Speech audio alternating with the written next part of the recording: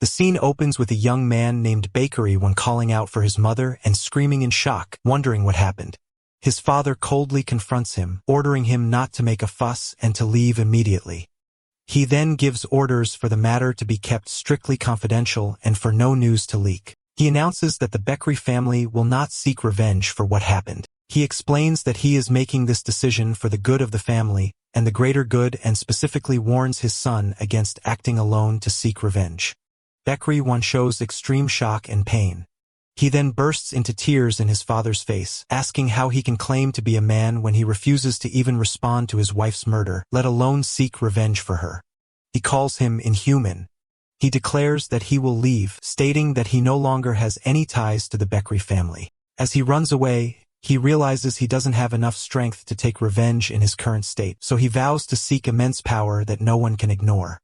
He decides to establish a new sect, gather his men, and expand his influence. As he continues on his way, he thinks of everyone who had a hand in his mother's death, and everyone who knew the truth and chose to remain silent. He swears he will have his revenge even if it takes decades. 12 years later, the scene shifts to a place engulfed in flames where a man is screaming for help, admitting he was wrong, and begging for the Murum Alliance to be informed. This man pleads with a now adult Bakery One, offering him anything he wants. Amidst the rubble and corpses, he insists his offer is good, to which Bakery One calmly replies that there is one thing he wants right now. The man eagerly asks what he wants. He tells him with a smile that he wants his life. The man panics and says it's an unfunny joke. Bakery One continues, saying that if he can't give him his life, he will take it himself. The man becomes furious, accusing him of playing with him and threatening to tear him to pieces. Bakery One, who suddenly appears behind him, retorts that his mouth is as foul as his appearance. He strikes him hard, sending him flying, creating a crater in the ground and leaving behind a cloud of dust from the powerful impact. The opponent screams, threatening to throw Bakery One's head to the Murum Alliance. He moves quickly and cuts him in half. After the fight, a lady approaches him, addressing him as leader. She tells him that someone asked her to deliver something, which she holds on a tray, to him when he was finished. Bakery One, blood-stained and smiling, continues by thanking a lady named Moyong Hyun, appreciating her trouble in waiting for him. Hyun hands him a scroll and asks him to wipe the blood off his face, to which he replies that it wasn't bothersome. The two stand before a burning building, and he contemplates whether this is the end or perhaps just the beginning. He then throws the scroll to her, ordering her to deliver it to the Murum Alliance, announcing that he has decided to retire. As they walk away from the burning place, Hyun asks if he will return to his hometown, and he confirms that he has achieved all his goals in the Alliance. She asks if she can visit him when she retires too, and he agrees, telling her to come find him if she gets extremely bored. She insists on knowing where she should go to find him, and he tells her he will be in Hwayong County, Hubei. The scene shifts to Bakery One on a boat, thinking that a long time has passed. He remembers how he left his family and joined the Murum Alliance to build his strength, how he rose to the position of leader thanks to the new martial arts he created, and recalls the 12 years that have passed since he joined. He smiles, feeling he is finally ready to establish his own sect. He continues his thoughts on the boat, noting that he has saved enough money to buy a mansion and has just heard that a perfect property is for sale. Feeling that everything is going perfectly, he laughs to himself, believing that heaven is helping him. Then he bursts into a loud laugh. The old boatman comments that something good must have happened to him, and Bakery One apologizes for his excessive excitement. He explains that he is on his way to sign a contract to buy a mansion to establish the sect he has planned his whole life, and the boatman notes that he is a young sect leader. He mutters to himself that the only mansion for sale nearby is the haunted one, and Bakery One asks him what he's mumbling about. The boatman dismisses it, wishing him luck in establishing his sect. Bakery One thanks him, thinking confidently that all that's left is the contract. Wondering what could possibly go wrong, he continues to laugh. However, upon arrival, he is met with a massive shock. He stands before a completely dilapidated building and asks the man with him named Yurong if this is the place, to which Yurong enthusiastically replies, pointing out how spacious it is. He grabs him angrily, accusing him of trying to scam him. Yurong defends himself, insisting that getting this place was difficult, and asks him to look around first before deciding. As they tour the inside, Bakery One notices that the place is not just filthy, but it seems like it hasn't been managed at all. Yurong continues to explain, pointing out that the property has 45 rooms and 5 training grounds, 1 large and 4 small. He is surprised by the 5 training grounds and asks which sect was here, but Yurong claims he doesn't know that the mansion is very old and he is just a broker selling it. He is somewhat convinced, thinking that with a little work the place would be suitable for opening a sect, but Yurong hesitates. He sighs and asks directly what the real problem with the place is. Yurong admits it's nothing major, except that everyone who previously bought the mansion has died, which shocks Baekri-wan. He confirms that they all died of heart failure without any external injuries. Yurong continues his explanation, revealing that all previous buyers died on the first night immediately after purchasing the mansion, which is why the place is rumored to be haunted. He adds that they tried hiring guards and Taoist masters, but to no avail. Baekri-wan becomes furious, wondering if Yurong is deliberately trying to trap him in this place. The terrified Yurong immediately offers a huge discount, suggesting selling it for 1/10 of its market value, then backtracks and accepts just 4 silver ingots. His mood changes suddenly, and he laughs out loud, puts his arm around Yurong's shoulder, and hands him the bag of money, saying he should have mentioned the low price from the beginning, so he wouldn't have misunderstood him. Yurong is relieved and praises him, noting that such a courageous act is expected from him, the former leader of the Great Blue Sky unit known as the Ghost Hunters. He then hands him the deed to the mansion. Baekri-wan takes the deed. As Yurong is about to leave, he seems to notice something strange. But when asked, he claims it's nothing. Yurong declares that his role is over and jokingly tells him that if he miraculously manages to survive one night, he should come and find him. Baekri-wan assures him he will. After Yurong leaves, he stands alone in the dilapidated courtyard and sighs. Suddenly, he breaks the silence with a loud shout of joy, expressing his overwhelming happiness that he finally owns his own mansion.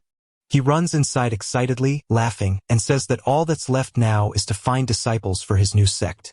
He stops suddenly and looks around at the mess and accumulated dust, realizing he should probably clean the place first. He immediately starts working, actively wiping the floors and corridors. He continues cleaning, thinking he'll be done once he cleans the main hall. He stands at the entrance of the main hall, determined to hurry up and finish this last part. Upon entering the hall, he notices something on a stand in the middle of the room. He approaches it, wondering if the previous owner forgot it behind. He picks up the sword, noting that it looks valuable and might fetch a good price, considering it an unexpected prize. As soon as he holds it, he feels a sudden dizziness and loses his sense of place, wondering where he is. A mysterious glowing system interface appears before him, identifying him as an examinee, a martial artist, and that his goal is to establish a sect with an overall rating, rank 2. The system notes that this is the highest rank among all previous examinees. Baekri-wan looks on in shock, wondering what he is seeing. He appears extremely confused as he dodges a swift attack aimed at his head. The system suddenly announces that it is adjusting the test's difficulty level. Baekri-wan immediately remembers Yurong's story about the previous owners dying on their first night and realizes that this test is what happened to them. A strange device appears from the ceiling, and the system announces test commencing. Difficulty level extreme. He finds himself in a glowing test environment, gets ready to fight, and decides to accept the challenge and face whatever comes his way.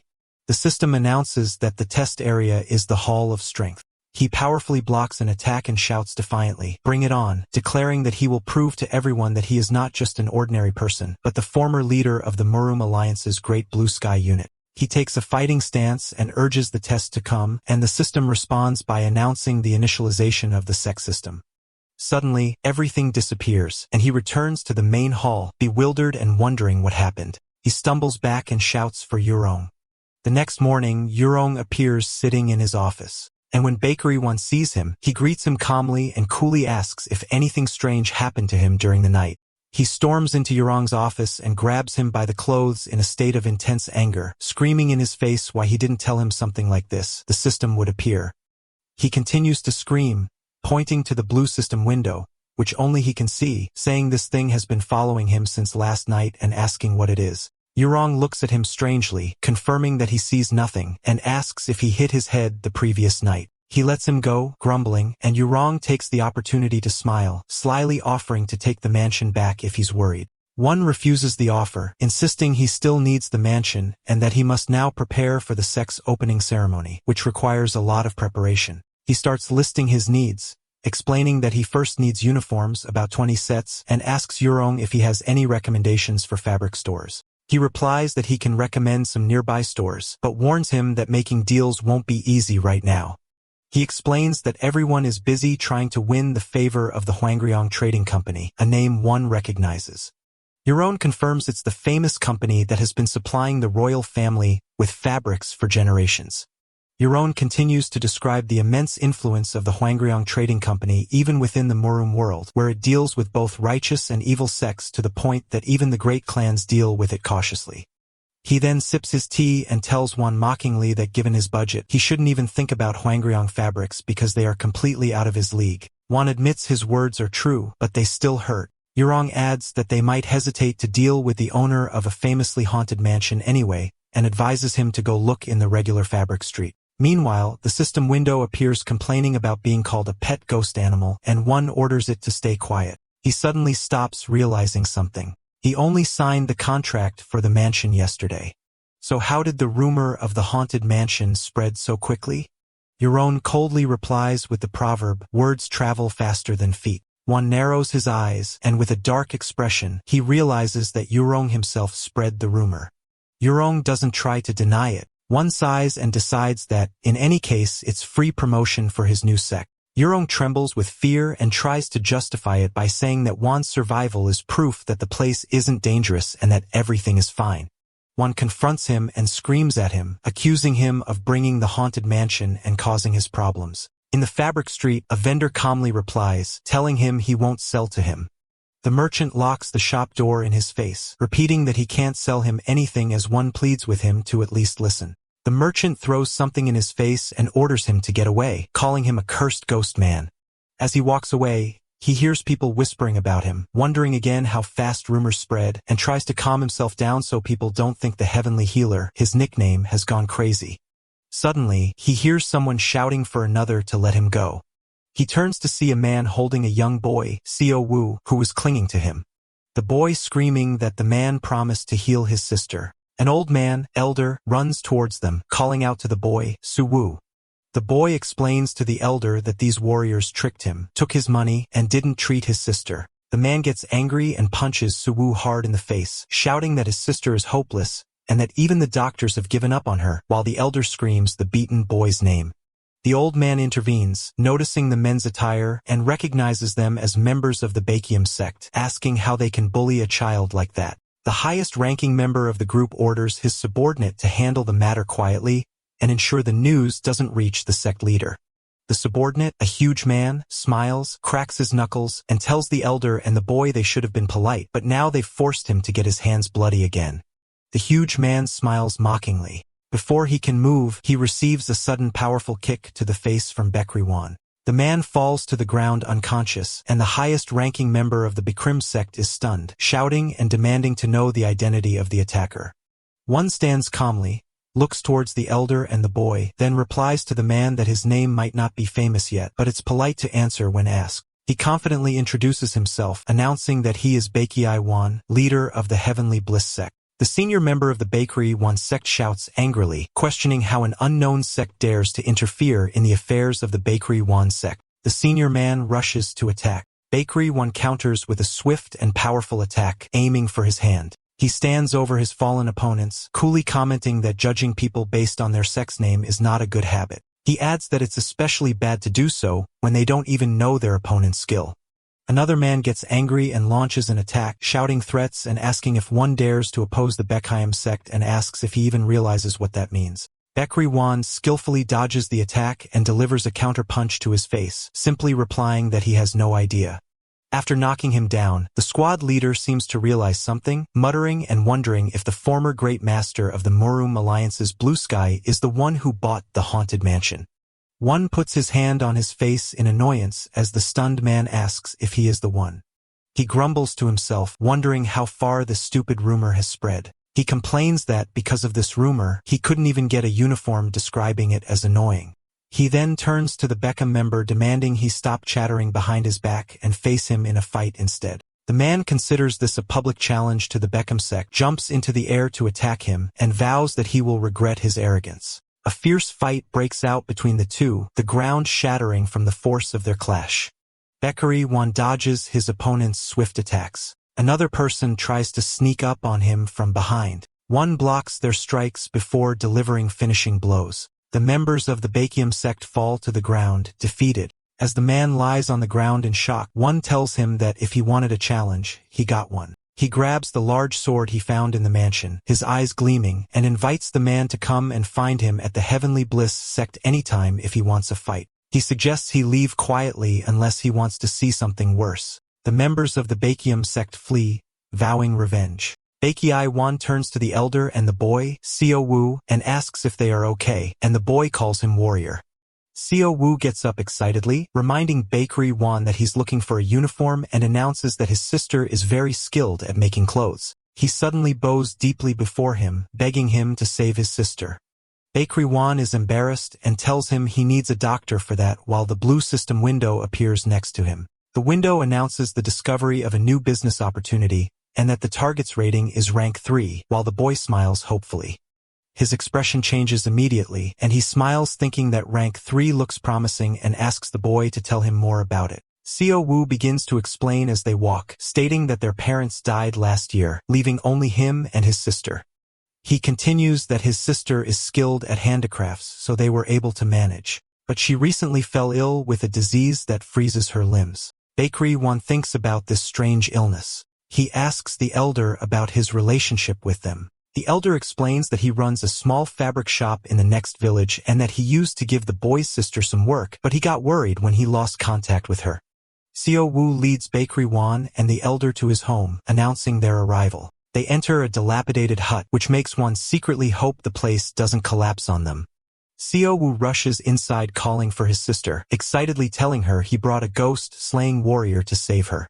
One tries to correct this exaggerated description, but he stops suddenly when he sees the shocking sight of hands reaching towards a blazing fire without being harmed. A girl appears sitting calmly in front of the fire and asks the newcomers who they are. He notices with astonishment that the girl, Soa, is placing her limbs directly in the fire without being harmed and realizes her condition is much worse than he had imagined. The system informs him that the fire and cold energy in her limbs are balancing each other out. One speculates that this might be a side effect of having an internal energy based on Yin. He steps forward, introduces himself, and tells her he is here at her brother's request to save her. He asks her if the fire doesn't hurt, and Soa confirms it doesn't, explaining that if she doesn't do this, her limbs will get severe frostbite. The elder expresses his concern and asks her why she cut off contact with them, and she apologizes, pointing out that her body has gotten into this strange state. Baekhyun asks for permission to check her pulse for a moment to confirm his suspicions. She agrees and asks him to hurry. While checking, the system warns him that he is absorbing excess Yin energy and that this situation is dangerous. He orders it to be silent, which puzzles Soa, who sees nothing. The system confirms that excess Yin energy has invaded her body. He announces that he understands and diagnoses her condition as extreme Yin constitution, a rare condition that causes her body to continuously gather Yin energy from the surroundings and store it. He mentions that the Sword Queen, the mistress of the Sword Pavilion and one of the 10 Celestials, possesses this same trait. So Hua comments that she doesn't know her, but she sounds like an amazing person. One explains that this constitution is a blessing for martial artists, but in her case, she has absorbed too much Yin and severely lacks Yang energy to balance it. He then delivers the shocking news. If this continues, she will die within 3 months, something she probably felt herself. She sadly confirms she expected it and asks if there is any cure, while Seo Woo explodes in anger, accusing him of being a fraud like the others. One assures the elder that just providing nourishment won't be enough and will only make things worse. As he thinks that the key is to find a stable way to restore Yang energy, the system offers him a solution. Complete the Essence quest to obtain essence that can be used to increase the recovery rate of sect members. Window explains that minor healing, which costs 50 essence, increases the recovery of health and internal energy. Then a new challenge quest appears. Secure the first disciple with a reward of 50 essence.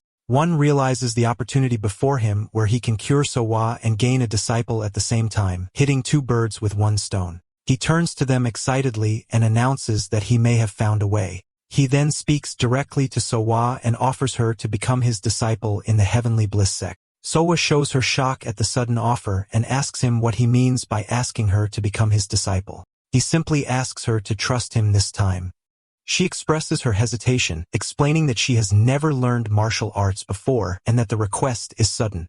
She remembers how martial artists talk about righteousness and honor, but she truly believes they only care about their own interests. She remembers how they pretend to help, but in the end, they are only looking out for themselves, and how her parents died caught in one of their battles. She fears this man might be like them, pretending to help her and then abandoning her, and she wonders why he wants her to become one of the martial artists she despises. She suddenly notices Bakery Wan's hand, which has been frostbitten from touching her energy when he checked her pulse. He extends his hand towards her, smiling, and tells her it's not a problem for him as long as this is the way to heal her. She is stunned by his reaction and wonders to herself if this man is different from the others. She sighs, deciding she has no other choice, and that if this is the way to heal her body, she will trust him one last time and agrees to his request. The moment Soa agrees, the system, which only one can see, announces the completion of the challenge quest, secure the first disciple, and that he has gained 50 essence. It also detects the frostbite on his hand. Immediately, he uses the essence to activate minor healing. So Hua is enveloped in a halo of light and feels surprised and warm spreading through her hands. One smiles, realizing the system is working. While the system announces the adaptation of healing and concentration of energy, her internal energy flow increases. He also feels the healing effect, noticing that his own yang energy, which was damaged by the cold, is starting to return. The system confirms that the sect members' Wan's yang energy is recovering. Soa looks at her limbs in disbelief, announcing that her hands and feet are completely healed. Seo Wu rushes to hug his sister, while the old elder asks Bakery Wan in amazement if he used internal energy healing, to which he gives a vague answer that it was something like that. Suddenly, the elder lets out a loud laugh. He speaks, expressing his great admiration, and says that what he saw was a magnificent scene and that Wan is exactly the kind of man he likes, adding that he now understands why the leader of the Murum Alliance values him so much. Wan is surprised, wondering how this elder knows the alliance leader. The elder realizes he forgot to introduce himself properly and reveals his true identity. He is Chayan Gamyong, the master of the Wangryong Trading Company, also known as Master Huangryong. Meanwhile, at the headquarters of the Bakium sect, White Sword Sect, the leader is reprimanding his men who were defeated by Wan, asking them how they allowed a newly formed sect to humiliate them in such a way. The scene shows the man, highest rank, being brutally punished and screaming in pain. The leader coldly asks him if he is in pain and tells him that this pain is nothing compared to the ridicule he himself will face from the world. He then orders his men to drag them all to the punishment room, ignoring their desperate pleas. At the White Sword Sect's headquarters, the defeated subordinate begs his leader, Seo Yuhuan, to give him another chance. The leader ignores the plea, thinking about Bakery Wan of the Heavenly Sword Sect. He decides he must prepare a grand welcoming party for him. Back at the hut, Bakery Wan wonders about the true identity of the old man he met. He asks him directly if he is really the head of the Yellow Dragon Chamber, Wangryong. The old man, Cheon Gamyong, laughs, confirming his identity. Wan thinks that he knew the man was not ordinary, but he never imagined he was this influential. Soa tries to apologize to Gamyong for not realizing his status, but he gently reassures her that it's nothing to apologize for. He then turns his attention to Bakery Wan and offers him to join the Yellow Dragon Chamber. He promises to provide all the support he needs. Wan realizes the magnitude of the offer. The Yellow Dragon Chamber is a massive merchant guild that supplies the royal family with clothing and silk. The system rates him as a potential grade A business partner. He knows that top martial arts masters belong to them to the extent that a single word from Gamyong could affect the balance between the Murum Alliance and the Demonic Union. Although it's a great opportunity, he decides this is not the future he is seeking. So he expresses his appreciation for the offer, but is forced to decline it. He explains with a smile that he has just accepted his first disciple. Gamyong frowns, wondering how he dares to refuse his offer when he is the head of the Yellow Dragon Chamber. One confirms his refusal, but makes a counteroffer that Gamyong give him a chance to trade with the chamber. In return, he promises that he will give the Yellow Dragon Chamber the fame it deserves. Gamyong is angered by his arrogance, wondering how a nobody can bring him fame. One confidently explains his offer that within 10 years, he will build a sect that stands shoulder to shoulder with the 9 righteous sects and the 7 demonic gates, asking, wouldn't that be a fair trade? Gamyong describes the claim as absurd, especially from a sect that hasn't even held its founding ceremony. One calmly insists that this is exactly what will happen.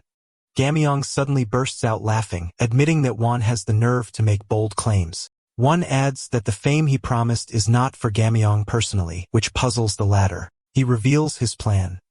He wishes to deal with the future of the Yellow Dragon Chamber and asks Gamyeong to introduce him to his disciple. After a moment of thought, Gamyeong agrees. He tells him he will send his disciple to his sect soon, and that the decision to trade will be up to the disciple himself. But Gamyeong warns him that if his sect shows any sign of disappointment, he will pay the corresponding price. Won confidently replies that there's no need to worry.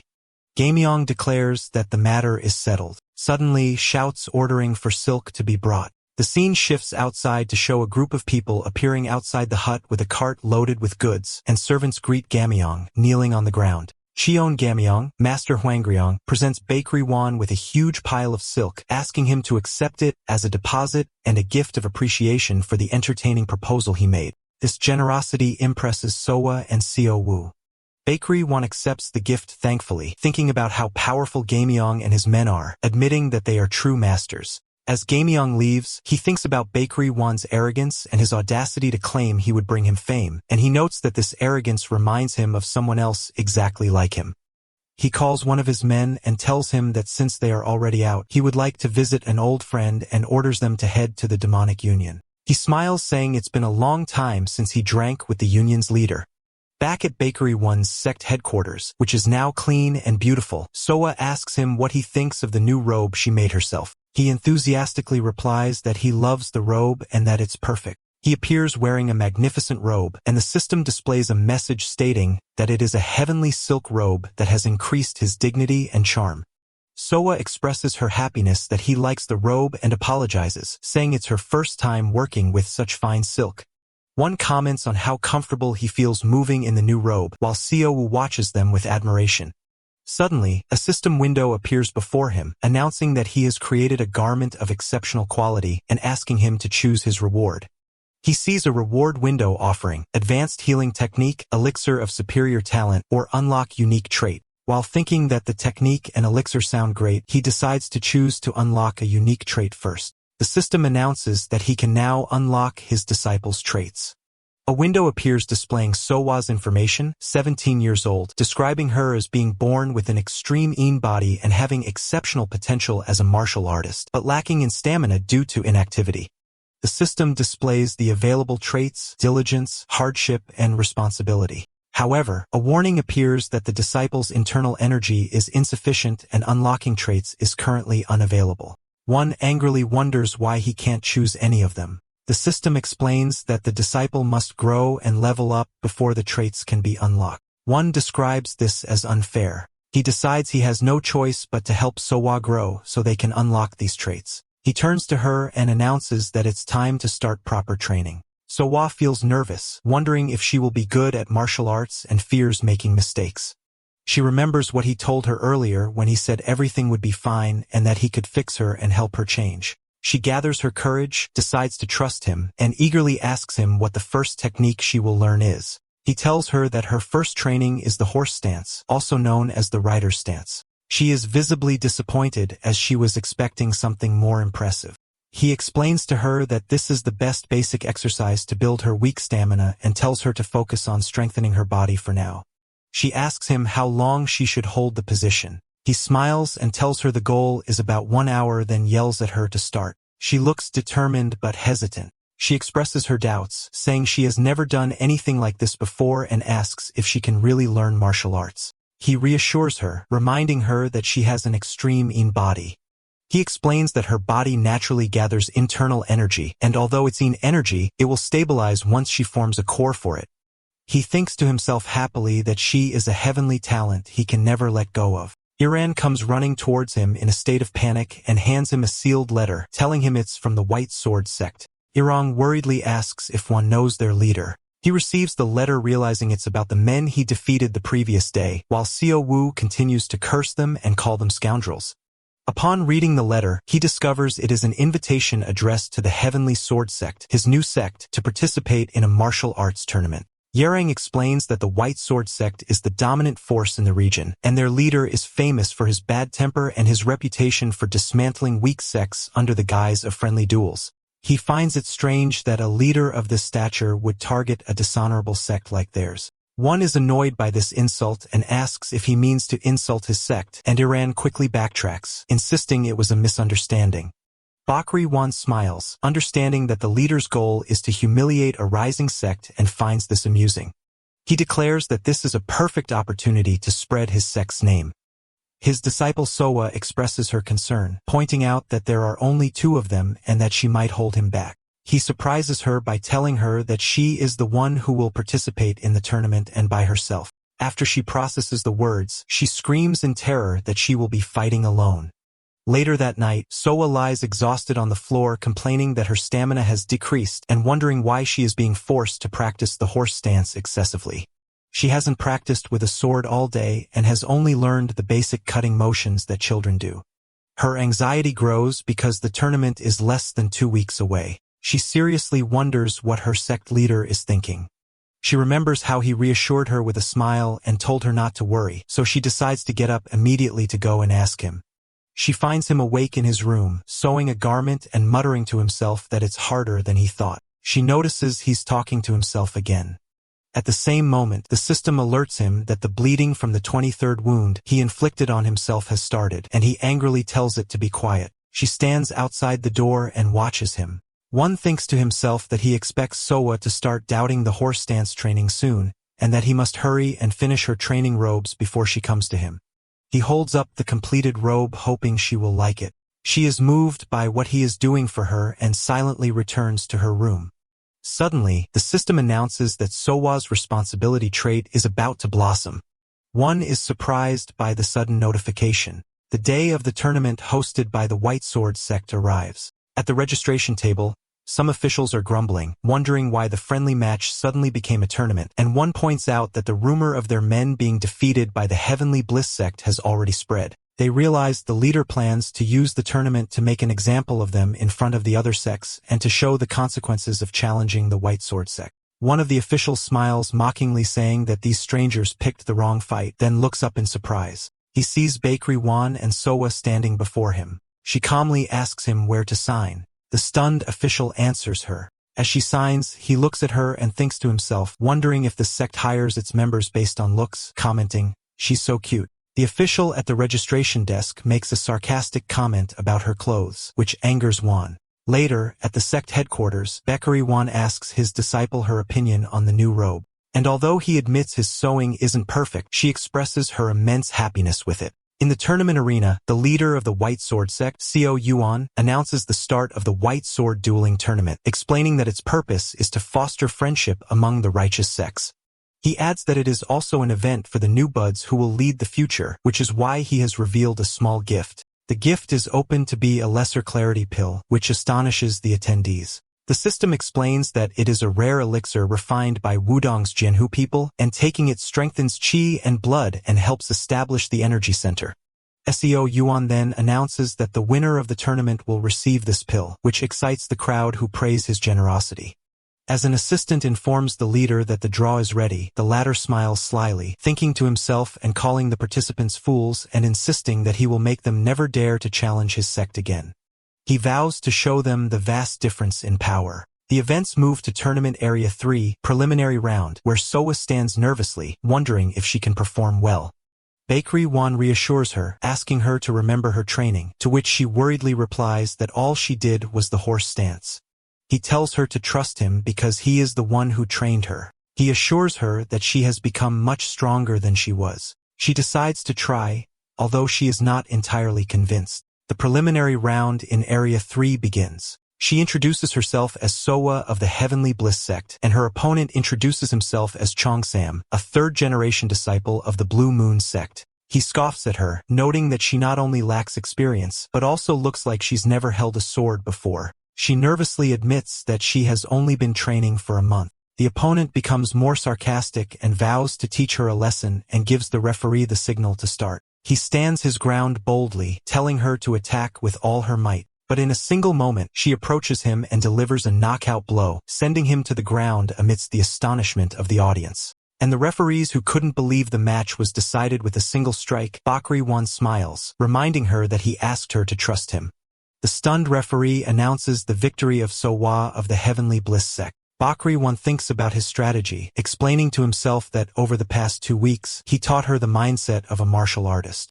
He explains that hitting an opponent with full force is difficult for beginners who are afraid of hurting their opponents. He concludes his thought that Sowa, unlike them, can use her full power. She runs excitedly towards her leader, announcing that she won. He watches her, thinking to himself that she should get through the main rounds without any problem.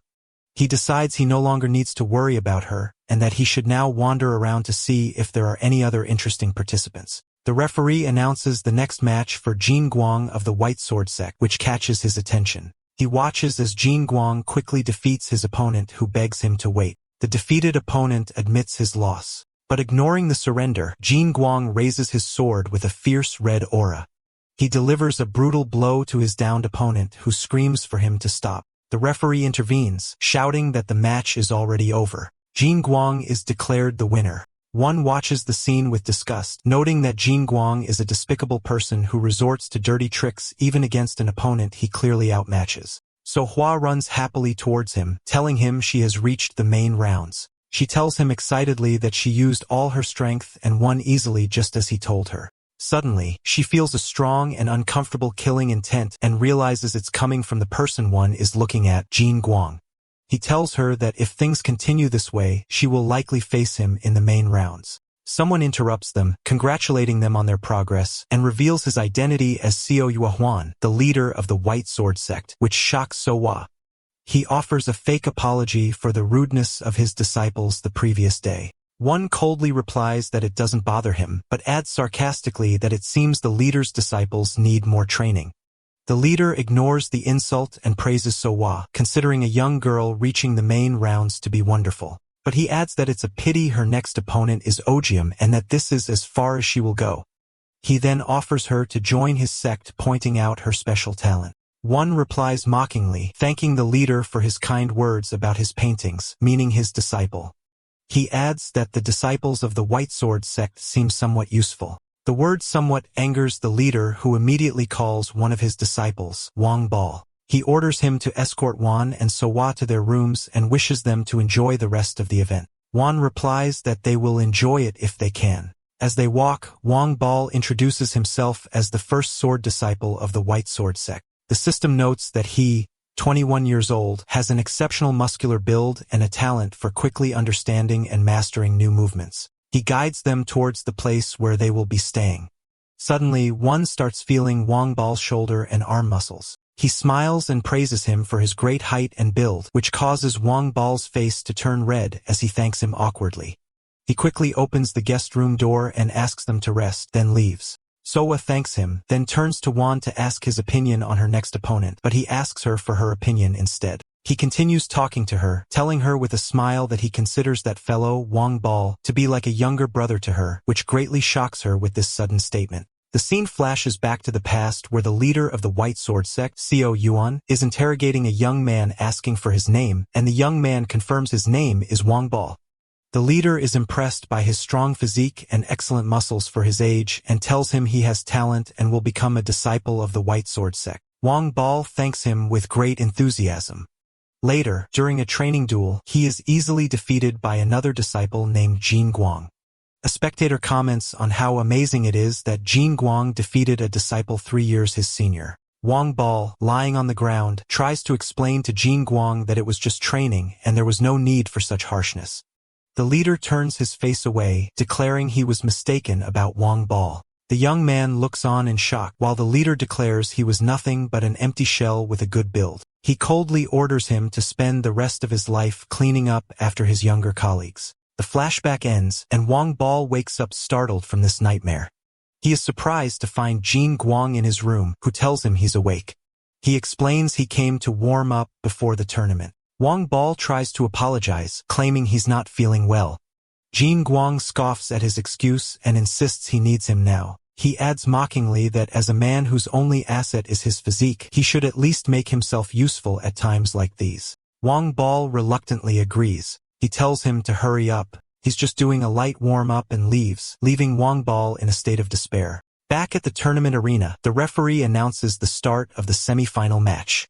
Bakery Wan is remembered explaining to Soa that her next opponent is Ogium, and his style is the Phantom Sword. He explains to her that this style is full of variations and is hard to predict, but it leaves huge openings if not executed precisely. When she asks him what she should do, she suggests she should try not to be deceived. He tells her she's not wrong, but for her, there is a much easier way and asks her to do that, something specific that was not revealed, and guarantees her victory if she trusts him. She eagerly agrees. In the present, Yurong joins Bakery Wan expressing his astonishment at Soa reaching the semifinals. He congratulates him on this achievement in just 1 month. Wan smiles confidently and tells him he will accept the congratulations after she wins the finals tomorrow, which shocks Yurang, who asks if he's serious. In the ring, Geometry addresses Soa, saying he gives her credit for getting this far, but her luck ends here. He tells her with an arrogant smile that everyone here expects her defeat. She replies with a confident smile, telling him he's wrong because at least her sect leader said she would win. Ogium scoffs at her confidence, saying, like master, like disciple, and calls them both out of their minds. The referee announces the start of the duel, and Soa rushes towards her opponent, declaring she will win today's match. The semi-final match begins between Soa and her opponent, Ogium, the user of the Phantom Sword. Irong, the broker, comments that the fundamentals of the White Sword Sect's disciple seem to be on a different level. Ogium launches a deceptive attack using his technique, mocking her and asking if she will give up so quickly. She remembers her leader's, Bakery Wan's instructions that if she cannot distinguish between a real and a phantom attack, she should defend her center line. She takes a defensive stance, but Ogium's attack manages to break through her defense and push her back. He expresses surprise that she managed to block the blow, admits he underestimated her, then prepares to attack seriously using his energy. He unleashes a more complex Phantom Sword attack, attacking her from multiple angles at once. The scene flashes back to Bakery Wan's instructions to her, where he explained that users of the Phantom Sword are relatively weak in direct combat and try to maintain their distance. He assured her that as long as her weapon can reach him, she can win. In the present, Ogium mocks her, and she replies that she has only just begun. She ignores the illusions and rushes directly towards him, executing her leader's strategy. He continues his phantom attacks and scoffs at her very obvious moves as he delivers a real blow. She dodges the strikes, but is hit by a powerful counterattack. Bakery Wan watches seriously while Yurong looks shocked. She falls to the ground, and Ogium declares his victory. She kneels on the ground, panting from exhaustion. He coldly tells her he was hoping for more, but it seems this is all she has. She struggles to her feet and screams that it's not over yet. He scoffs at her, wondering what she can do when she can barely stand. Suddenly, he is surprised to see her rushing towards him with determination. He gets nervous and finds this ridiculous. She declares that this one blow will end it. She executes the basic ultimate strike, second form, final cut, delivering a direct and decisive blow to her opponent. Bakery Wan smiles, while Yurong shouts excitedly, declaring her victory. One of the White Sword Sect disciples, who was previously defeated, gets up and protests loudly, claiming she made a mistake and feigned defeat to launch a surprise attack. One calls this claim stubbornness, but the disciple shouts angrily, wondering how their disciple could lose to a girl like her without cheating. Bakery Wan asks in a cold voice if the White Sword Sect always lacks etiquette, allowing a mere disciple to argue with the master of another sect. The terrified disciple backs down, trying to apologize. The leader of the White Sword Sect, Xiao Yuan, intervenes to offer a formal apology for his disciple's rudeness, which Bakery Yuan accepts. However, the leader hints at his displeasure, considering it unfortunate that Yuan arbitrarily declared his disciple's defeat. But in the end, he concedes his sect's loss in this match. The result is officially announced as Soa's victory, and the crowd buzzes with astonishment, wondering how a girl who has been training for only a month could defeat a disciple from the White Sword Sect. She waves excitedly towards Wan, shouting that she won, and he quietly praises her, jokingly mentioning that Yurong will be paying for dinner tonight. From the crowd, Wang Ba watches Soa on the stage, looking nervous and his heart racing. Later, Xiao Yuan secretly orders Wang Bal to put poison in Sohua's meal, specifically a paralyzing agent strong enough to slow her movements in tomorrow's match. He adds that mere defeat is not enough and orders him to inform Jin Guang, the violent disciple, to break her limbs and paralyze her. Wang Bao refuses, insisting he cannot do something like that, and receives a hard slap across the face from his leader. He calls him a fool, saying that if he lacks talent, he should at least have cunning. He then slaps him again, justifying that this is why his younger colleagues surpass him. At that moment, Bakery Wan appears, mockingly commenting that the leader of the White Sword Sect is very strict in disciplining his disciples. Both the leader and Wang Bao are surprised by his presence. Wan smiles and greets them sarcastically. Xiao Yuan accuses Wan of being impolite for interfering in another sect's affairs. He ignores the accusation and says that regardless of the circumstances, the leader is being too harsh on Wang Bao. The leader replies that it is his duty to guide his disciples and tells Wan to mind his own business, but he replies that he is here on business with him. When he asks about this business, Wan demands that he hand over Wang Bao to the Heavenly Bliss sect. Wang Bao is shocked by this sudden request, pointing to himself in disbelief. Wan explains with a smile that based on what he sees, his sect's methods would suit Wang Bao much better than the White Sword sect's. Xiao Yuan gets angry, assuming that Wang Bao has gotten close to Wan and that this is why he refused his previous orders to poison Soa. Wang Bao frantically tries to deny it. The leader smiles slyly and announces that he accepts Wan's offer, but he adds that it would be a shame to give up a disciple he cherishes so easily and suggests a simple bet. Meanwhile, Soa feels a sudden chill, wondering where her leader has gone, while the leader thinks that she is too talented to be left to rot in a small sect. He suggests that the winning sect in the tournament takes one disciple from the losing sect, which horrifies Wang Bao. He adds that he is only making this offer because it's a shame to lose Wang Bao, and Wan immediately agrees. Wang Bao tries to convince Wan to back down considering the joke has gone too far. Xiao Yuan ignores him, saying he looks forward to the result and leaves, thinking that Wan's only disciple is about to disappear. After they leave, Wan stops the shocked Wang Bao and asks him why he thinks he chose him. He tells him he doesn't make empty promises and asks him to think carefully about it. Wang Bao asks in a panic if Lady Soa knows about this bet. Bakery Wan continues talking to him, telling him with a smile that Soa would be happy to have a junior disciple and that it's a shame to let a talent like him rot in the White Sword sect. He then cheerfully confirms that all he has to do now is win the bet. He turns to Soa and tells her he doesn't want to put pressure on her, but he asks her directly if she can win this tournament. She replies that she will do her best, of course, but reminds him that he was the one who told her the odds were 50-50. He confirms that but adds that he knows she can do it. He smiles at her confidently and tells her he believes in her.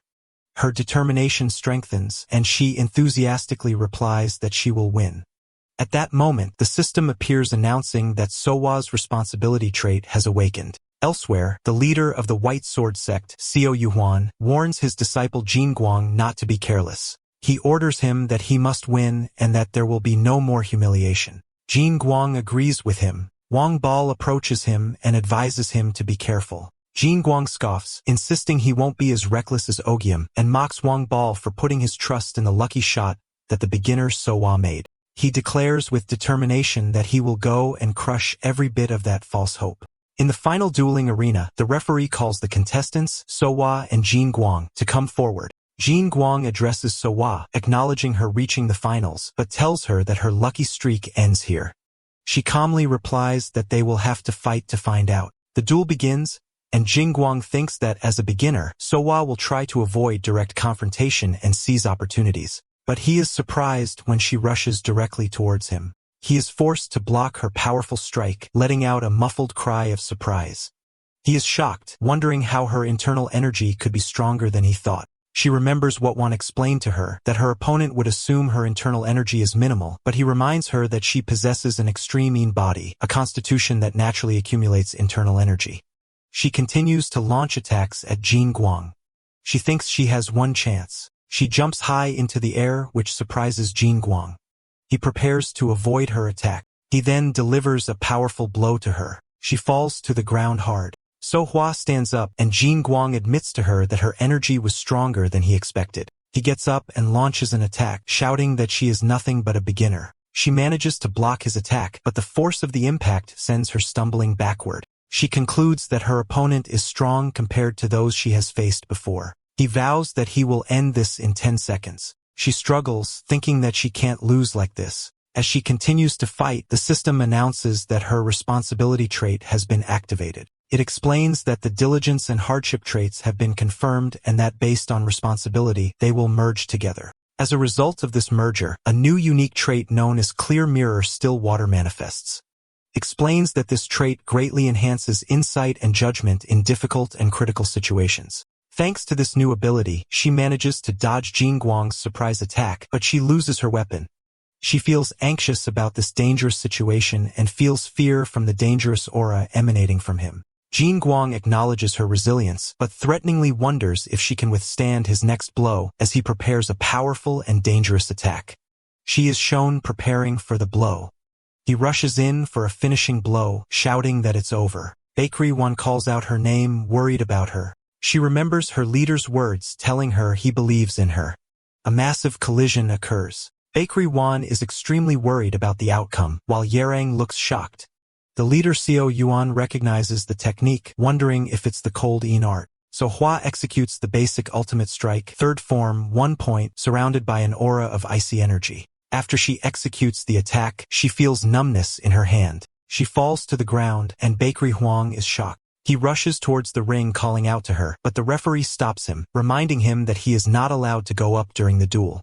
One screams at him, wondering what he's talking about, and points out that the duel is already decided. Jin Guang is shown lying on the ground unconscious. The referee confusedly announces that the winner is Sowa of the Heavenly Bliss Sect. Sowa smiles happily at Bakery Wan. Leader Xiao Yuhuan looks on with intense anger, thinking that Bakery Wan has made his sect a laughingstock. On the ring, the exhausted girl is asked if she can stand. She smiles and tells him she kept her promise. Wan smiles while Yurong enthusiastically applauds, congratulating her on a good fight. He continues to congratulate her, and Wan asks her to return the gesture to the crowd. The referee stands to announce that the winner of the White Sword Tournament is Sowa of the Heavenly Bliss Sect. Bakery Wan steps forward and announces to the crowd that as the leader of the Heavenly Sword Sect, he would like to say a few words.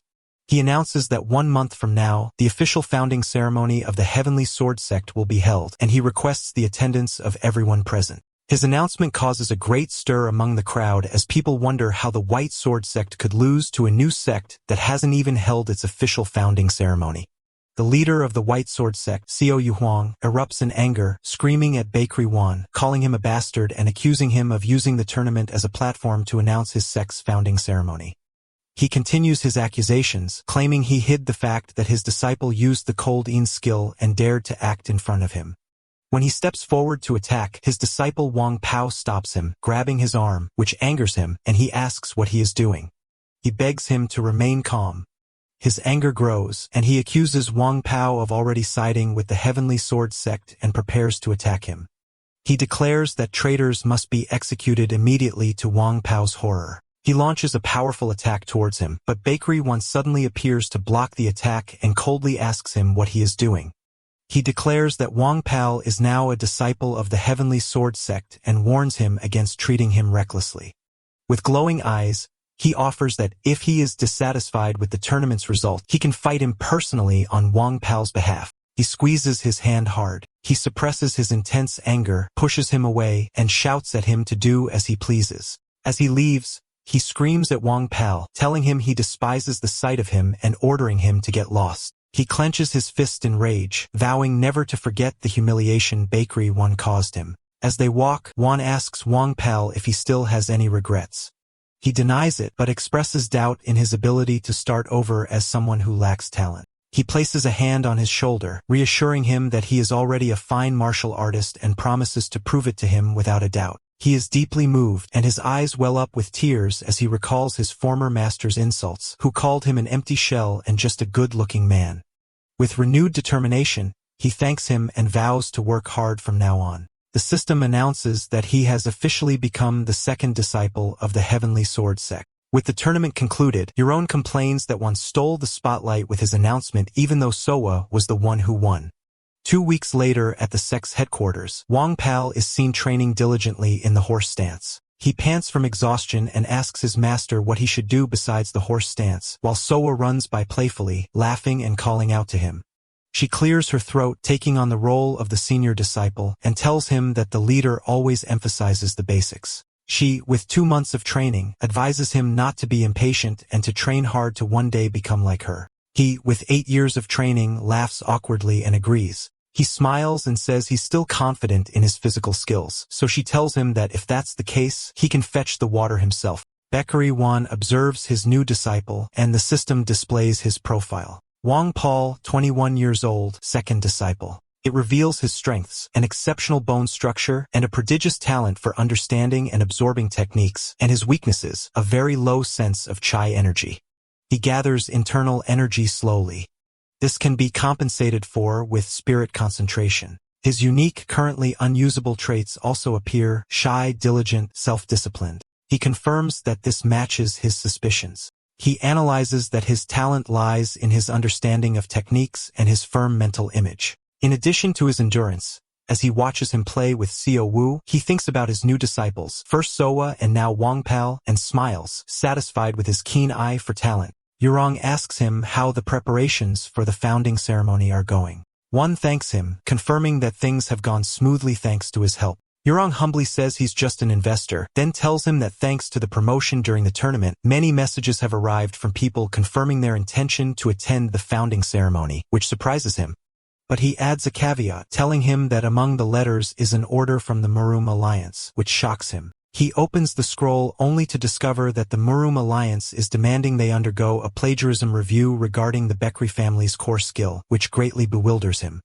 Yerang shouts, denouncing the timing, wondering why they are suddenly requesting this now, 15 years after the Baekari family published the skill. One thinks with a sarcastic smile that this method of targeting weaknesses is typical of his family, and feels frustrated that things were going so smoothly before this. He asserts to himself that his sect's martial arts are the product of 15 years of his own insight, and not a single thread of his family's techniques is woven into them. But he realizes that if the Murum Alliance examiner decides to side with his family, it will be difficult to avoid a plagiarism conviction. Yurong realizes with horror that if they fail the review, they won't be able to transmit the art and will owe a huge compensation, which makes him scream for his money.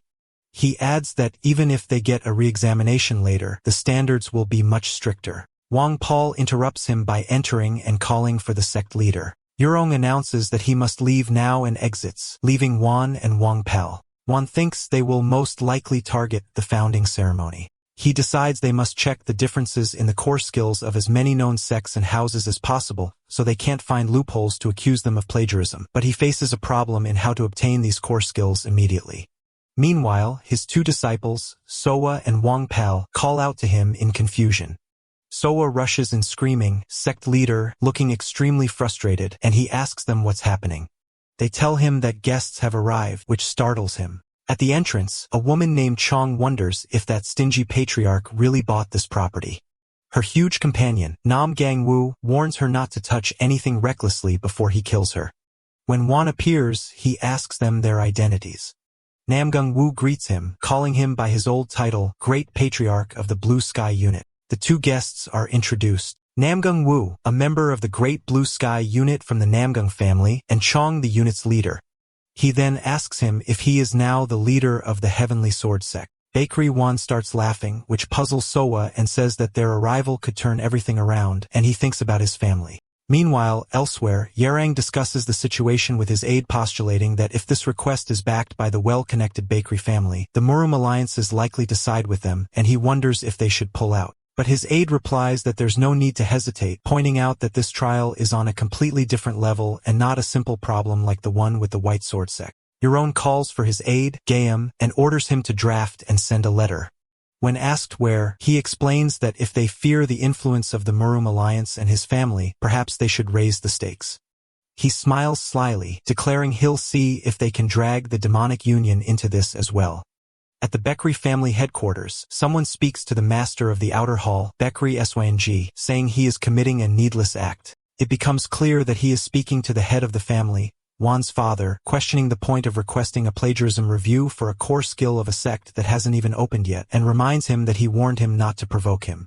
He acknowledges that the family head did indeed warn him and replies that the decision to provoke was a unilateral one made by the family head himself. The conversation between them continues. Sung had been evaluating Kang's sons, noting that the eldest son, Wana, Bakery Wan, doesn't care for martial arts, is weak and talentless, while the daughter, Sana, is talented but impulsive and most importantly, a girl. Bakery Kong calmly replies that there's no problem with a girl inheriting the family as there's no rule against it in their family. Shung gets angry, asking him how he let that boy, Won, leave the family, wondering if he didn't cherish him. He reminds him that Won was a child who excelled in talent, intelligence, and even temperament to the point that no one would have objected to him being the heir. The father calmly agrees with him. Shung insists he must be brought back and shown that his place is here, and he must be reminded that his roots are with their family, stressing that this is the will of the Council of Elders and the Outer Hall. Bakri Kong agrees. Considering he has done his duty as a father, he adds that adversity is necessary for growth, and that his son must learn to protect his sect. He orders Sung to go and make him understand that wherever he goes, he is under the sky of the bakery family. He bows, vowing to bring Wana back to the family. The scene shifts to the day of the Heavenly Bliss Sect's opening ceremony. Bakery Sayung stands beside Isu, the deputy military commander of 3 divisions in the Moram Alliance. He reassures him not to worry, asserting that so far, no sect has survived a core skill plagiarism review. Sung replies that he is not worried at all, and that he will bring his nephew back unconditionally. As they walk, Isu expresses his lack of understanding for his obsession with him, wondering if he isn't just a relative despite his talent. Shung replies that he is not just a relative. He explains that if he had stayed and trained in the family's arts, he would have become the greatest swordsman of this era. He concludes that the boy abandoned the family, but it needs him. He looks at the crowd gathered for the opening ceremony, wondering to himself how Bakery Wan will respond to his family's call. In the ceremony courtyard, his voice is heard ordering to open the gates. His personal system notes that his heart rate is accelerating and advises him to breathe deeply. He tells it to shut up and jumps from the roof of the building. He lands forcefully in the middle of the courtyard shouting, "Open the heavens." The crowd, including Sung and Isu, is stunned by this sudden entrance. He stands tall, holding his sect's banner, and thanks everyone for attending. Then he formally introduces himself. "I am the leader of the Heavenly Bliss Sect, Bakery One." He continues, saying he has much to say, but there is a task that must be resolved before they can open the sect. He decides to clarify the matter for those who haven't heard the news yet. Then he shouts at the top of his lungs before the crowd, declaring that his sect, the Heavenly Bliss Sect, has plagiarized the martial arts of the Bakery family. This announcement causes shock and utter chaos in the crowd, with people wondering why he would say this at his own opening ceremony. The guests, including Yi Rank's allies, wonder if he is admitting to plagiarism with his own mouth. One of the attendees laughs, considering this has become more exciting than he expected. Isu comments to Bakery Sayung that the leader of the Heavenly Bliss Sect has given up and their task has become easier. But Sayung watches him with intense focus and replies that it seems different to him. He stares at his nephew, wondering to himself what he is thinking. Bakery One continues his shocking announcement, stating that he knows a review committee sent from the Muram Alliance is present, and he asks them to step forward. Bakery Sayung, Pale Moon Sword, and Isu, deputy military commander of the alliance, step forward. His uncle greets him, saying it has been a while. Isu asks him his intention, and he replies that it's not difficult. He declares that he intends to undergo the plagiarism verification review here in this open place in front of everyone. This shocks his uncle, who protests that reviews are confidential and not disclosed to the public until a verdict is issued. Isu intervenes to stop him, reminding him that the alliance is here to mediate, not to interrogate his sect. Isu realizes to himself that he cannot appear unjust in front of the other sects, so he decides to take the initiative and agree. Bakery Wan asks for permission to begin, and Isu agrees. He begins to demonstrate one of his sect's 2 core skills, the Transcendent Strike. He performs the first form, Heaven, Earth, and Man. The audience cheers in admiration of his martial skill. Isu asks if this is the skill that is alleged to have plagiarized the Bakery family's arts. One confirms that the similarity is based on borrowing the principle of Heaven, Earth, and Man. His uncle begins to opine that it is indeed, but he interrupts him, adding that it is also simultaneously considered plagiarism of the Nangong family's arts. He continues, declaring that all 23 of his sect's core skills, after verification, are considered plagiarism of the arts of numerous sects. The panicked Isu shouts that this is a false accusation. He calmly asks him which part is false. Isu replies flusteredly that there are no representatives from the other sects here to verify this claim. Namgung-woo, Sogoe, raises his hand saying, "I am here."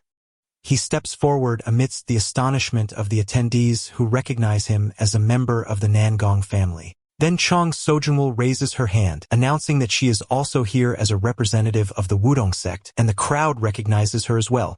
Isu wonders why members of the Great Blue Sky unit, which one used to lead, are here. Namgung-woo explains that they were on a nearby mission and heard about their former captain's opening ceremony. He confirms that the parts one mentioned are indeed similar, explaining that his family's core skill also embodies the principles of heaven, earth, and man. Chang'e confirms that the Wudong sect has the same opinion and presents a box full of letters. She explains that these letters, in addition to their testimony, are confirmations of plagiarism, suspicions from other sects. She smiles, wondering if the Baekri family's core skill will now be embroiled in plagiarism issues with these other sects. Baekri Song shouts that this is a false accusation. Namgung-woo mocks their logic, questioning if the mere overlap of the heaven, earth, and man principle means plagiarism. Isn't that the same as what the Baekri family is claiming? He realizes the predicament, thinking in horror that the review committee itself is making a false accusation. Isu shouts in anger, "What did you say?" While Baekri 1 presents him with a written response confirming the overlap of skills signed by the current captain of the Blue Sky unit, Mo Yong-hyun. His uncle's anger intensifies as he trembles and calls him a bastard. Isu asks him how he managed to verify all these claims with 23 different sects, sarcastically wondering if he wrote down his core technique and distributed it in letters. Baekri 1 replies that he has said all he wants to say, and that it is now time for the Pale Moon Sword, his uncle's title, to give his answer. He realizes in his thoughts that his uncle is in a bind. The moment he admits to plagiarism on his part, his own family's core technique will become embroiled in a plagiarism dispute with 23 other sects. He wonders if his uncle will really risk moving forward. Sung, trembling with rage, asks him if this is all he has. He explodes with anger and rushes forward with his sword to attack him. His two disciples, Namgung-woo and Chong, shout, calling him master. He stops them from approaching. He blocks his uncle's attack and tells them this is personal business. He accuses him of still holding a grudge and continuing to resent the family. He shouts back that his uncle is the one holding the grudge. He continues his accusation, questioning if he is trying to destroy their family because they didn't take revenge for his mother. He adds that he understands if he sees them as a pathetic family for not even being able to protect his mother. But if he's trying to destroy the family because of that, then he, Sung, will. He launches a counterattack that overpowers his uncle. The latter stumbles back from the force of the impact, coughing up blood. He stands over him, asserting that he has no intention of denying his lineage. He admits he would be a liar if he said he didn't resent his uncle, but he has let go of most of that resentment now. He angrily asks him why he doesn't return then. He explains that as a sect leader, he must become stronger on his own, and that he is now different from the person who ran away from the main family. He asks him how long he thinks he will last, warning him that small sects like his are nothing if the main family decides to pressure him. He replies that he is ready for a confrontation at any time. Just like this time, he recalls a memory from his childhood, training with his uncle and calling him uncle.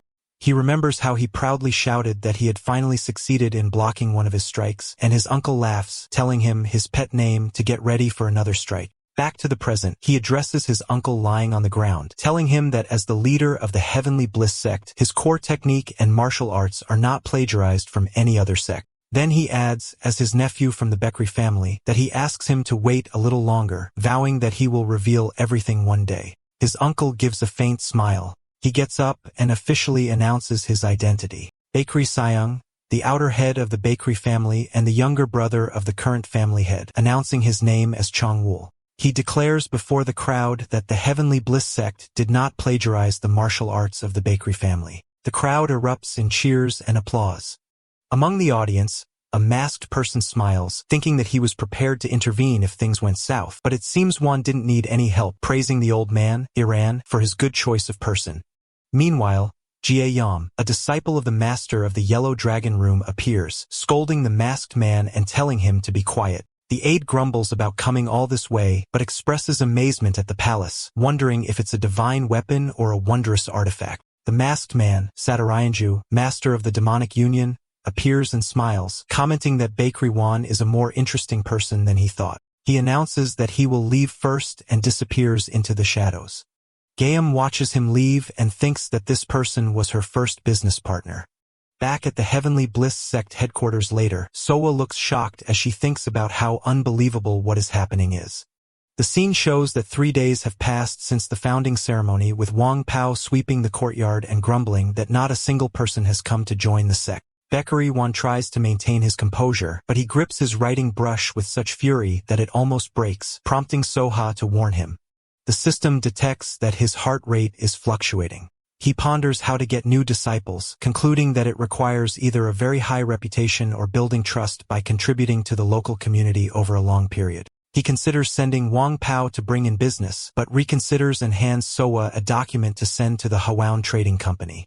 When she asks about its contents, he tells her it's a method for recruiting disciples. The document turns out to be a request for cooperation with the Murum Alliance's Training Institute. The scene shifts to the office of the second deputy commander of the Murum Alliance, where an aide informs his superior that the trainees in the Hall of Strength have submitted a refusal to train. The commander asks for the reason, and the aide explains that the graduation martial arts tournament is imminent, and the trainees feel the training process is unfair. He explains that the Alliance divides trainees between the Hall of Strength for small sects and independents and the Hall of Virtue for large sects and independents, prestigious sects and famous families.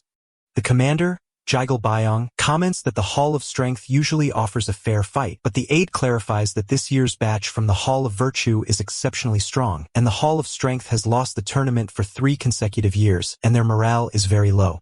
He adds that they are trying to persuade the master of the Hall of Strength, but it seems he is secretly supporting their refusal. Jigal Byong deduces that the master, after being defeated for 3 consecutive years, wants to save face.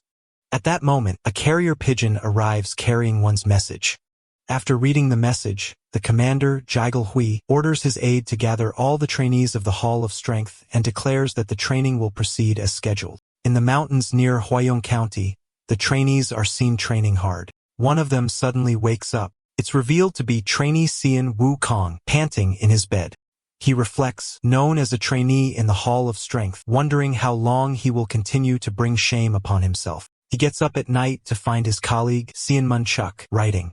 He tells him his turn hasn't come yet and that he should mature a bit. Kong, unable to sleep, asks him if there is anything unusual. He apologizes, explaining that this current training is his fault. He admits that he was the one who encouraged the refusal of training. He believes the Alliance considered it a challenge and sent them as punishment to an unknown sect, Bakery One Sect. His colleague replies that it doesn't matter, suggesting that if they don't trust the sect, they can simply pressure its leader, One, until he respects their opinion to some extent. He notes that it's time for the guard change and tells him to go to sleep. Suddenly, they jump up in alert and Chuck shouts, "Who's there?" Bakery Wan appears before them, introducing himself as the leader of the Heavenly Bliss Sect. He announces to them that he will now begin the sect's entrance test. He explains that the rule is simple. He tells them that all they have to do is have just one of them succeed in crossing the threshold of his sect, the building's entrance. Upon hearing this, Kong shouts for the rest of the Hall of Strength members to prepare for battle. One rushes to attack him, overpowering him with a single swift blow, leaving Chuck in a state of shock. Chuck screams his name after he falls to the ground. Bakery One adds a condition to the test. They must succeed in escaping from him safely. Meanwhile, near Mount Wudong in Hubei province, some people are exchanging news about the Hall of Strength trainees. One explains that their training location for this season is a new sect no one has heard of. A young man comments that he's not interested, considering it pointless, and that the Murum Alliance is just trying to create some sort of balance. The young woman rejects the idea, saying they are all the same, and it doesn't matter who the instructors are because she will win in the tournament. A flashback appears. She remembers herself as a child calling out to her brother, asking him where he is going. The scene shows her, the little girl crying and calling out to him as he leaves her, Bakery Wan, back to the present. She is introduced as Mu Jiang Guan Bakery Sun, Bakery Wan's younger sister, and she vows to herself that she does not intend to lose until she knows why her brother abandoned the family and left. Back at Wan's training ground, Wan attacks the trainees. He observes their fight and comments that their level is not bad. Chuck rushes to help his fallen comrade, asking if he's okay. He confronts him, asking why he is attacking them if he is the sect leader. One smiles and replies that this is his teaching style and that he needs to understand all of them before he can start teaching them. Chuck reminds him of the test rule, one person succeeding, and asks what will happen if they fail. He replies while attacking that if they are the type who can't even pass a simple entrance test like this, there will be no need to send them to the martial arts tournament.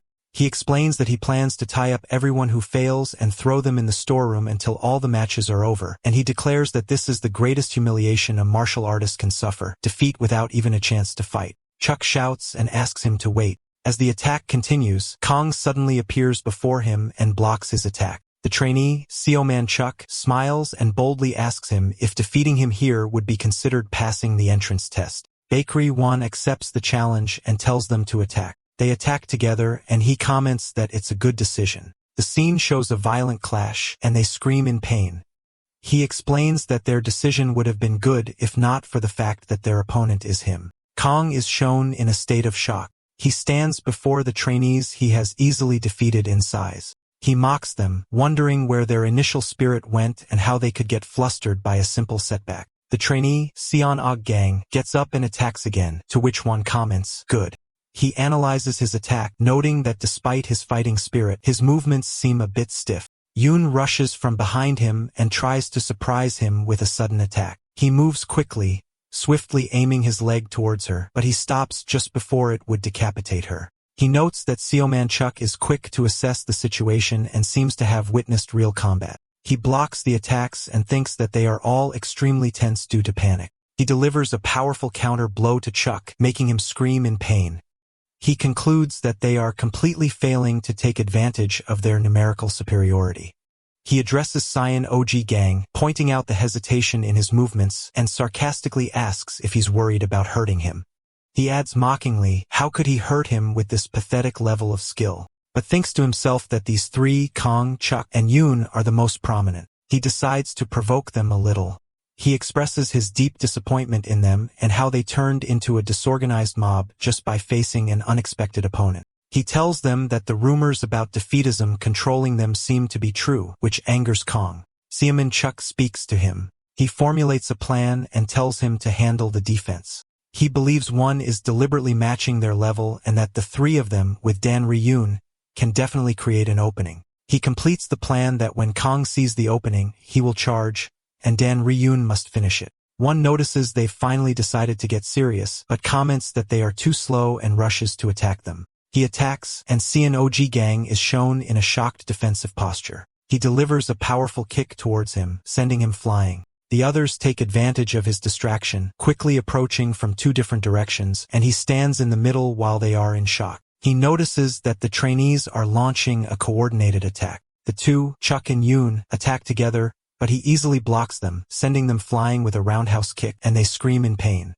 They are thrown to the ground. Kong shouts in anger, realizing that their biggest mistake in facing a master is familiarity, i.e., assuming the master won't attack seriously.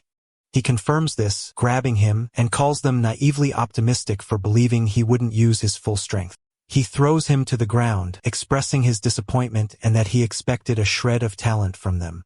He cracks his knuckles. He declares that it's over and that it's unfortunate, but a promise is a promise, referring to imprisoning them. Suddenly, Xian Wukong attacks Bakery Wan with an aura of red energy, blood sword technique, surprising him. He blocks the attack, noting that this martial art is familiar and unexpected.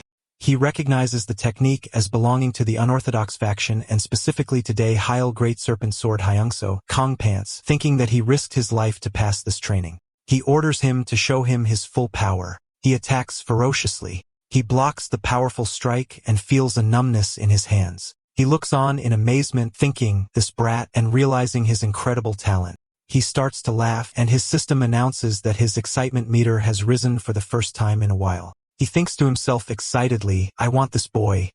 Then he laughs out loud, mocking him by asking if that's all he's got. He wakes up, panting. He finds himself in a bed inside a room, wondering where he is and if this is the headquarters of the Heavenly Bliss Sect. He realizes he overexerted himself yesterday and collapsed. Someone named Wan Jin enters and asks if Master Xian Wugong is awake. He recognizes him.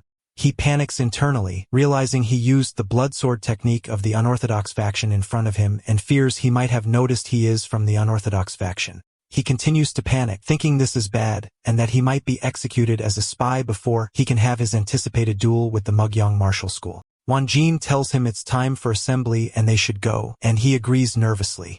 He wonders to himself why Wanjin didn't speak about it and if the sect leader didn't notice. But he remembers his expression was strange when he looked at him.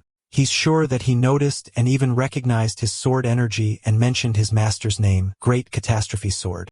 He continues walking in confusion, wondering why the sect leader didn't expose him as a spy from the unorthodox faction even though he was able to.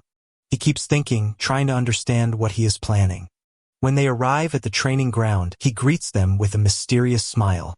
The scene shows Kong looking at him in shock as his fears that he knows his secret are confirmed. He announces to them that they have all passed the first test, noting that 5 out of 15 have succeeded, which is more than he expected. He is shocked and realizes that only their group is left. The 5 successful trainees are shown: Oh Ryong, Dan Ryong, Wanjin, Cian Munchuk, and the last trainee appears, Cian Wu Gangkong. Baek Ryong explains the next stage of their training. For the next 15 days, each of them will spar with his sex disciples once a day, and they must use the rest of their time to study and refine their techniques. Then he orders his disciple, Sowa, to distribute the tools. She gives it to their colleague, confirming it's the weapon he uses. She carries a set of wooden weapons and asks everyone to take one. Then she introduces herself, telling them she will be their sparring partner during the training as the sect leader ordered. He confirms this and asks them to introduce themselves and get along. Wang Pao, the second disciple, introduces himself awkwardly. Cian Moonchuk interrupts him, saying that introductions are a waste of time and suggests they start today's spars first. Sowa enthusiastically agrees, suggesting they fight 5 against 2, the 5 of them against her and Wang Paul to save time. They are stunned by this proposal. Surprisingly, Wang Paul agrees to the idea. Bakery Wan smiles proudly, commenting to himself that he is proud of Sowa, and he also agrees. Chuck comments sarcastically on their overconfidence. He decides he will handle it himself and asks his 4 colleagues to just watch. He declares the start of the spar, thinking that they may have lost to the Mugyong Martial School for 3 years, but they will not be defeated by an unknown sect. He rushes towards Sowa, declaring he will finish it quickly, but she blocks his spear. He continues his attack, declaring that he is not done yet. He launches a series of rapid strikes, believing the next blow will be the decisive one. Suddenly, her unique trait, Clear Mind, activates, which surprises him when she grabs his spear. She unleashes an aura of cold art, causing his spear to freeze as he screams in shock. She warns him with a smile that her strike will hurt a little. She rushes forward with her powerful icy attack. Cian Wukong screams his name as he sees the attack. After his defeat, she invites the rest of the trainees to attack her together. The monk, Wanjin, rushes forward screaming that his name is Wanjin, not the rest, but she blocks his attack. He is impressed by her excellent defensive stance and praises her hard training. She thanks him shyly, but he warns her that the next blow will not be easy. He attacks, but Wang Paul suddenly intervenes to block the strike, surprising Sowa. He smiles and declares that his turn has come.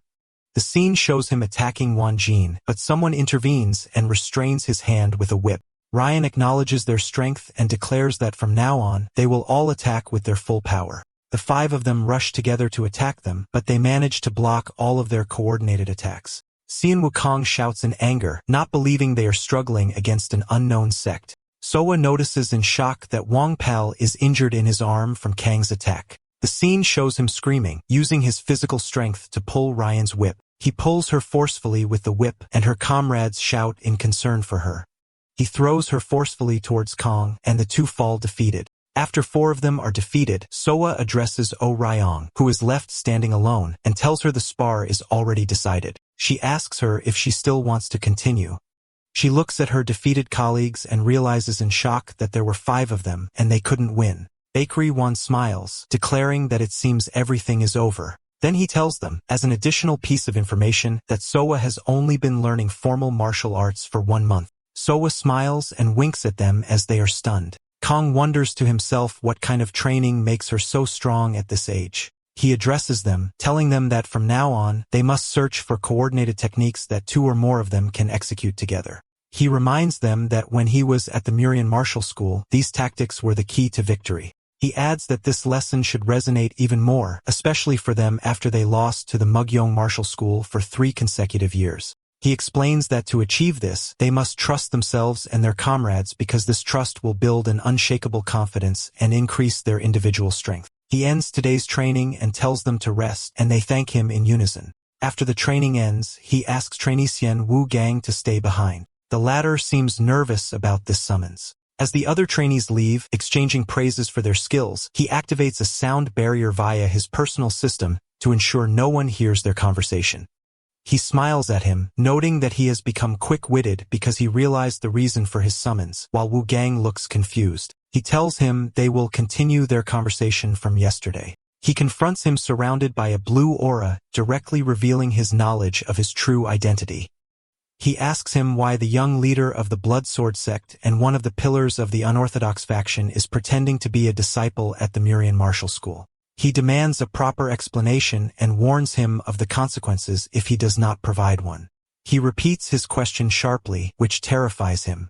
The trembling man thinks about escaping. He anticipates this move and stops him with a swift motion. He coldly tells him that the option to escape does not exist for him. He demands an answer for the last time about why he is here. A flashback to events 5 years ago when the Blood Sword Sect begins. The scene shows Wu Gang being reprimanded by his master for breaking the arm of a helpless opponent. He orders him to get up.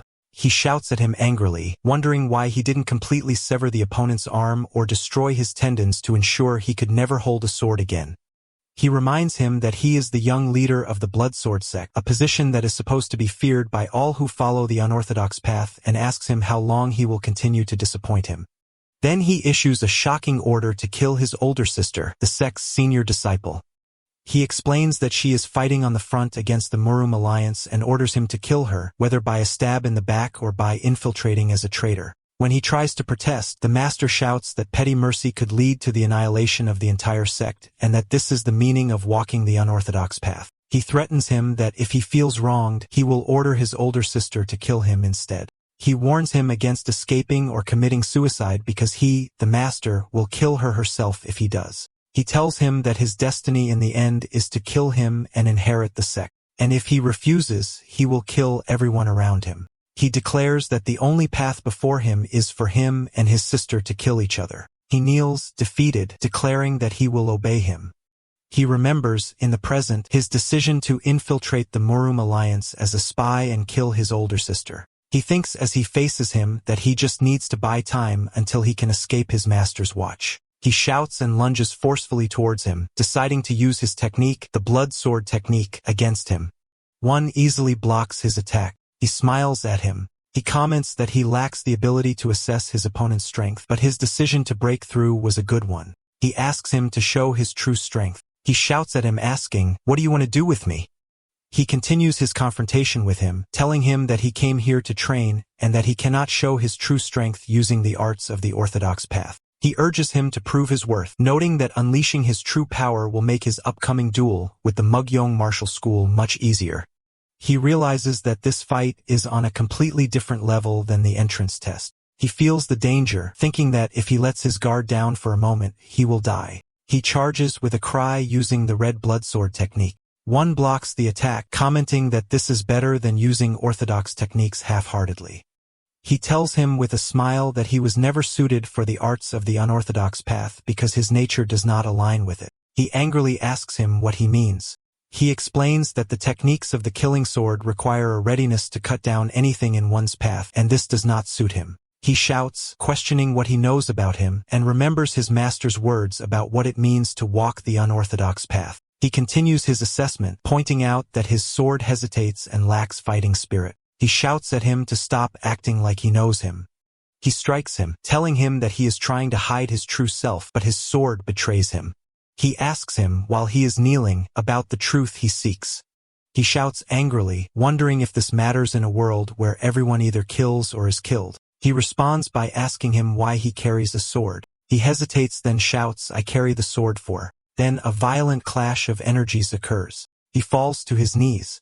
Exhausted, he answers, "I carry the sword because I have a reason to become stronger." He recalls a memory of his father, Xian Wu Yang, who was not a great martial artist, but was a man of honor who fought and stood firm on the battlefield even when everyone else fled and remained true to himself. He admits that his father's death still fills him with resentment, but he could do nothing at the time. He had realized that if he acted recklessly, he would also die a meaningless death. That's why he decided he needed to become stronger and endure whatever happened. But he admits that in his obsession with strength, he became known as the young leader of the Bloodsword Sect, not Xian Wu Yang's son. In the present, he asks him if he regrets those days. The exhausted man replies that he doesn't know. He explains that he only wanted to protect his father's honor and prove that he was not a coward but a martial artist braver than anyone else. He shouts that he wanted to carry his name and lineage as his son. He prostrates himself before him, confessing that he has now lost his way. After his confession, he asks him to kill him or report him to the Murum Alliance and to do as he pleases. He insists that the other trainees have nothing to do with this and that he infiltrated alone. He sits before him and replies that he understands. Then he places his hand before him and makes a shocking observation saying that he fights to protect, not to destroy. He looks at him in confusion. He surprises him with a light flick on his forehead, which sends him flying back and screaming in surprise. He shouts in pain and he orders him to get up. He smiles and explains that seeing him reminds him of a boy he once knew who was blinded by revenge and lost in the darkness, referring to himself. He reveals that when he left his clan and joined the Murian martial school, which shocks him, he had to reformulate his martial arts so as not to rely on his family's techniques. He explains that he demolished his foundations while others were building theirs, and he offers to help him build his own. He asks in disbelief if he is offering to teach him.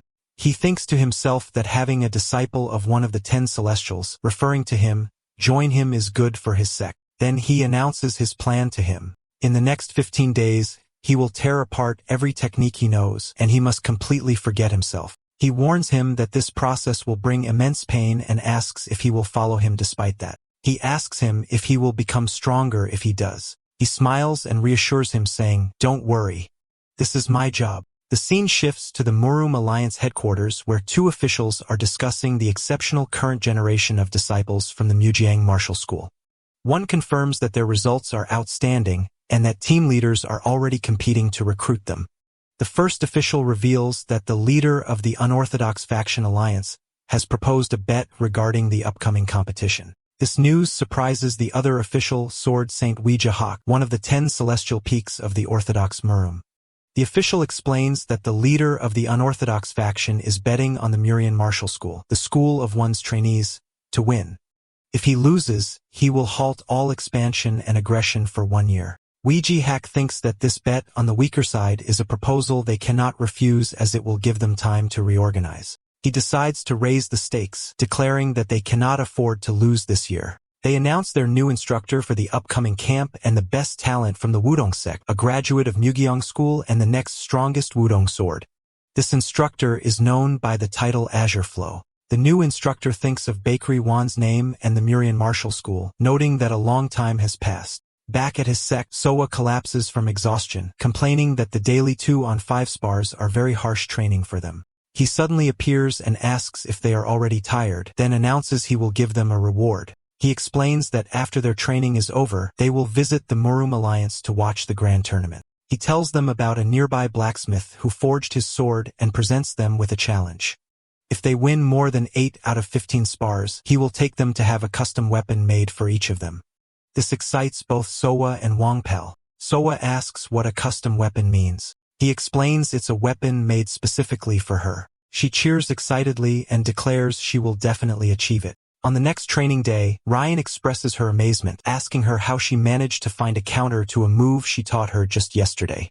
Soa replies that her move from 2 days ago was harder.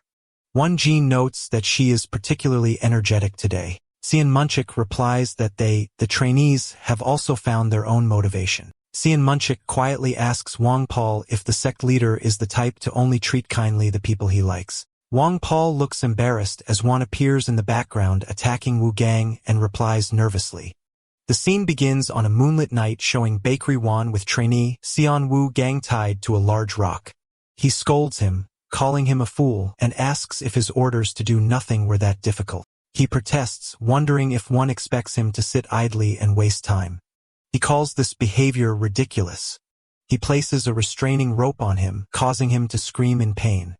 He explains that this rope was used to transport dangerous martial artists from the unorthodox faction without paralyzing them. He warns him that if he tries to move or use unorthodox techniques, the rope will tighten and crush his body, but he tells him there is a way to break free. He must use only his internal energy to escape without moving his body. Meanwhile, Wang Paul rushes towards him, asking if it's true that he's giving Wugong special treatment. He denies it nervously and orders them not to concern themselves with such matters. He orders them to continue the spar, and the other 4 trainees rush forward enthusiastically, declaring they will show how much they've improved. He places his hand on his restrained head and tells him to watch his peers closely and to think hard about why he ordered him to do nothing. The spar continues between his 2 disciples and the 4 trainees. Manhwa notices during the fight that whenever he retreats to increase the distance, Sowa immediately closes the gap, preventing him from using the effective range of his spear. He decides that if distance is the problem, he will use his body. Wugang watches him in shock, wondering how Chuck, who used to rely solely on spear techniques, is now using physical combat skills. As he watches, he thinks that Chuck's move might be a mistake, but he corrects himself, saying no. He smiles, thinking that their progress is remarkable and that they have improved a lot in a short time. He continues talking to him, asking if watching them makes him want to jump in and fight and if he fears falling behind. Meanwhile, the system announces that trainee Manhwa has entered a state of body and spear unity. Chuck thinks that if he can move as one with the spear and use his body as the spear itself, then Wugang suddenly shouts, begging one to free him from the rope, crying that he can't stay here idle. He orders him to not move. He explains to him that if he draws his sword now, he will never be able to reach that state that Chuck has reached. He explains that Chuck has been building his own martial path since he was on the battlefield, while he only imitates his master's sword art, Great Catastrophe Sword. He angrily asks what he expects of him. He tells him that his body has been trained in fixed habits that cannot be easily discarded and asks why he has tied him up like this. He explains that if he cannot fix his body's habits with movement, then what he must fix is the habit of his internal energy. He confirms this, explaining that his peers are now training by finding entirely new ways to escape their old comfort zones, but he needs to go further and shatter his internal energy itself. He tells him that a human has 365 energy pathways, but an ordinary martial artist uses no more than 70. He must find answers among the remaining and used pathways. He begins to try to open a new pathway and push his energy through it, resisting the blockage. The system announces that his energy has become turbulent and has begun to flow backward. He shouts, warning him not to rush because the corrupted energy, blood sword energy, could consume him from within and destroy his energy core. Manhwa watches him in shock, wondering what kind of training is this. Wugang spits blood, which alarms his comrades. He shouts at them, ordering them to not come near, insisting that this is something he must overcome on his own. He fights the pain, refusing to give up or return to that horrifying past. He focuses, trying to empty the old pathways and purify the corrupted energy, pushing it out. He screams in pain, and the system announces that the trainee has begun the lesser cosmic orbit. He continues to struggle while tied up, coughing violently. Bakery 1 approaches him and asks if he's okay. The scene shows his energy exploding. The exhausted man collapses on him, who tells him that in the end, he has emptied the arts of the blood sword sect. He congratulates him with a smile on becoming a blank slate. He asks him, still weak, if he will train him too, insisting he can't fall behind. He agrees, telling him to fill that blank slate with a sword path of his own. The scene shows the trainees running towards him to check on him. Meanwhile, in a nearby forest, Nam Gang Wu and Chong Ha, one's old comrades from the Blue Sky unit, examine a mutilated body. Nam Gang Wu comments that the victim was drained and became dry. Chung He tells him to be quiet. He analyzes the body, noting the marks on the neck and the fact that he was hung upside down to bleed, confirming that this is the person they were tracking. She wonders sadly if they have lost him again. He notes that there are no common traits among the victims and that any human seems sufficient for the culprit. He rules out that this is the work of unorthodox sects or the demonic sect because it's too chaotic and suggests the culprit is a demon. He adds that he is not very strong as there are few victims, but he is intelligent because he leaves no trace but the bodies. He suggests falling back and requesting support. She refuses, saying they can't let more victims appear while they wait. She asserts that the captain, Mo Yong-hyun, who succeeded Won, would have said the same thing and declares they will continue the pursuit. He agrees with a smile, saying that orders are orders. As they prepare to leave, he jokingly suggests buying insurance because people usually die on such missions. He writes a message on a tree stating that if he is gone for more than a month, please contact the leader of the Heavenly Bliss Sect, Bakery Won. At that moment, Bakery Won, at his sect's headquarters, suddenly has a bad feeling. Alright, that's the end of the story. Thanks for watching. See you in the next one.